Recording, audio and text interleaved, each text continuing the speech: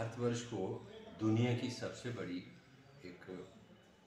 लोकतांत्रिक देश के तौर पे जाना जाता है। बड़े दुर्भाग्य की बात है कि जिसको पूरे विश्व में जिस देश को सबसे बड़ी बिगेस्ट डेमोक्रेसी के तौर पे जाना जाता है, उस देश के अंदर आज सत्ता से मतभेद रखने वाले जो लोग हैं, सत्तारूढ़ नेता जो हैं, उनके विचारों से, उनकी कार्यप्रणाली से, उनकी नीतियों से मतभेद रखने वाले जो लोग हैं, उनकी आवाज़ों को दबाने का काम हो रहा है, उनकी आवाज़ों को बंद करने का काम हो रहा है। ये बड़ा दुर्भाग्यपूर्ण है। जिस तरीके से राहुल गांधी को एक षड्यंत्र के तहत जो है फंसाया गया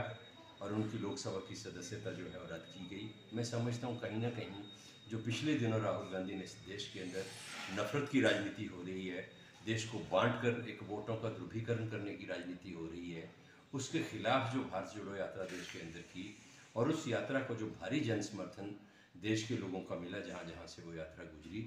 उस उनके राहुल गांधी के उस प्रयास की वजह से, उस लोकप्रियता की वजह से कहीं ना कहीं भारतीय जनता पार्टी की जो सरकार है और भारतीय जनता पार्टी जो उसमें घबराहट है। और उसी दिन से लेके राहुल गांधी के सवालों से भारतीय जनता पार्टी घबराई हुई है। जिस तरह से अदानी का मुद्दा आज पूरे विश्व के अंदर बहुत बड़ा इशू बना है और जिस तरीके से अदानी के साथ सांठ-गांठ को लेके और अदानी ने किस तरीके से जो शेयर मार्केट है उसको मैनेज किया, उसका जो भंडाफोड़ हुआ है, उसके बाद अदानी को लेके जो प्रश्न राहुल गांधी ने देश की सरकार से पूछे हैं, प्रधानमंत्री से पूछे हैं, कहीं ना कहीं उनसे बचने के लिए उनका जवाब, क्योंकि सरकार के पास है नहीं, प्रधानमंत्री के पास है नहीं, तो संसद में राहुल गांधी को बोलने नहीं दिया जा रहा है। और क्योंकि राहुल गांधी कह रहे हैं कि मैं सांसद हूँ, संसद में जवाब दूंगा, इसलिए एक सोचे समझे षड्यंत्र के तहत उनकी संसद की सदस्य जो है उसको ख़त्म करने का काम जो है वो देश के अंदर हुआ है। ये देश की डेमोक्रेसी के लिए बहुत दुर्भाग्यपूर्ण है और जिस तरीके से दबाव की और धमकी भरी राजनीति इस देश के अंदर हो रही है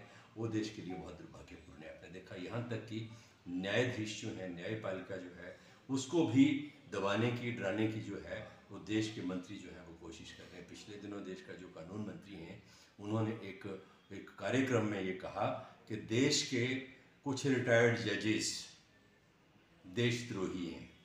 राहुल गांधी ने कहा कि भारत जोड़ो यात्रा में मुझे कुछ महिलाएं मिली, उन्होंने कहा कि यौन शोषण हुआ है। राहुल गांधी के घर दुनिया भर की पुलिस भेज दी। तो क्या मैं ये जानना चाहता हूँ कि जब देश के कानून मंत्री कह रहे हैं कि देश के कुछ रिटायर्ड जजेस जो हैं वो देशद्रोही हैं, तो क्या वही एक्शन जो है वो देश के कानून मंत्री के खिलाफ नहीं होना चाहिए? उनसे जाएं, पूछें, सबूत मांगें कि आपने किस आधार के ऊपर जो है वो रिटायर्ड जजेस को और न्यायपालिका के जुड़े लोगों को जो है वो अपने देशद्रोही कहा है। क्या सबूत हैं आपके पास? क्या उनके खिलाफ कार्रवाई नहीं होनी चाहिए? तो एक डिस्पैरिटी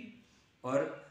हर तरह के जो इंस्टीट्यूशन देश के अंदर हैं, चाहे वो न्यायपालिका तक भी आज जो है ये सरकार और सरकार के लोग जो हैं वो पहुंच चुके हैं। बड़ा दुर्भाग्यपूर्ण है। ये मैं आप लोगों से कहना चाहता हूँ। अनुराग ठाकुर जी हमारे सांसद हैं, केंद्र में मंत्री हैं, हमें बड़ी खुशी है, लेकिन बड़ा दुर्भाग्य है ये जानकर, बड़ी दुख होता है कि हिमाचल प्रदेश जो है उसको एक शालीन भाषा के लिए, सभ्य आचरण के लिए, सभ्य व्यवहार के लिए और इस चीज़ के लिए जाना जाता है कि हम अपने जो विरोधी हैं, दुश्मन हैं, उनका भी सम्मान करते हैं, उनके प्रति भी अगर कोई टिप्पणी करते हैं तो शालीनता से करते हैं, सभ्य भाषा में करते हैं। लेकिन अनुराग ठाकुर जी, मुझे लगता है क्योंकि इनकी शिक्षा दीक्षा यहाँ हुई नहीं है, दूसरे राज्य में हुई है, तो उनको हिमाचल की संस्कृति और हिमाचलियत के बारे में मैं समझता हूँ ज़्यादा कुछ इनका जो एक व्यक्तित्व है उसमें उसकी झलक देखने को मिलती नहीं है। जिस तरह की भाषा ये देश के नेताओं के प्रति इस्तेमाल करते हैं, विरोधियों के प्रति करते हैं, वो बहुत दुर्भाग्यपूर्ण है। और अगर प्रेम कुमार धूमल के पुत्र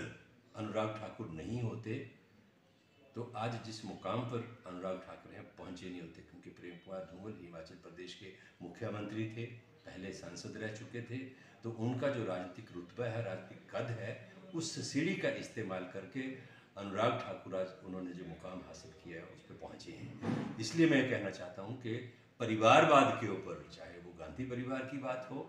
चाहे किसी और परिवार की बात हो, परिवारवाद की राजनीति के ऊपर टिप्पणी करने का कोई नैतिक अधिकार अनुराग ठाकुर को नहीं है। मैं उनसे यही कहना चाहता हूँ कि वायनाड अगर उनको लगता है कि राहुल गांधी मुक्त हुआ है तो हमीरपुर का जो संसदीय क्षेत्र है, पिछले जो विधानसभा के चुनाव हुए हैं उन चुनावों में 17 में से 14 सीटों के ऊपर भारतीय जनता पार्टी पराजित हुई है। 13 में कांग्रेस जीती है, 1 में इंडिपेंडेंट जीता है। तो इंतजार करें, हमीरपुर का लोकसभा क्षेत्र भी मुझे लगता है कि अनुराग मुक्त होने वाला है, क्योंकि अनुराग ठाकुर ने हमेशा हमीरपुर पार्लियामेंट्री कॉन्स्टिट्यूंसी के लोगों के साथ झूठ बोला है। चुनाव के समय उनको ऊना से हमीरपुर की रेल याद आती है, और इस बार उन्होंने अपने झूठ में एक और चीज़ जोड़ दी है कि रानीताल से हमीरपुर के लिए रेल का सर्वे जो है वो होगा। तो ये झूठ अब लोग समझ चुके हैं। उन्होंने